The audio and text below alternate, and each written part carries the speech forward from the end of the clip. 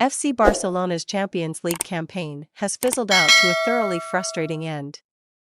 Already a goal up from the first leg and quickly two up after Rafinha's early goal, what had looked like a confident march into the semi-finals has ended up being a night of most bitter disappointment.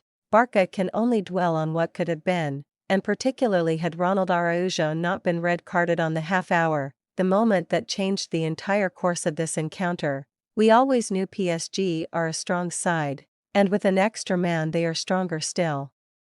Suddenly Barca were faced by a mammoth task, and as the visiting side's goals went in, so did the dream start fading away. A night that had promised to be beautiful ended up being a heartbreaking nightmare. And all Barca can do now is pick up the pieces and focus their full attention on La Liga and El Clasico this coming Sunday. Just like in the first leg, PSG dominated the early minutes without making anything of consequence out of it.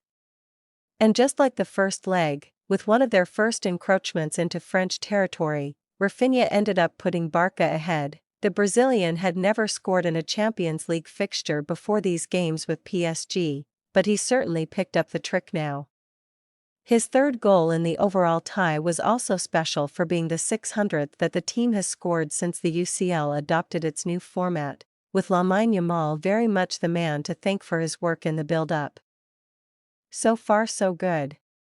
But from there, everything was a downhill slump. Araujo sees red. Yamal himself would not be on the pitch much longer following the game-changing situation just before the half-hour. Araujo was adjudged to have brought down Bradley Barcola on the edge of the area, and as it was a last-man offense, that was a red card.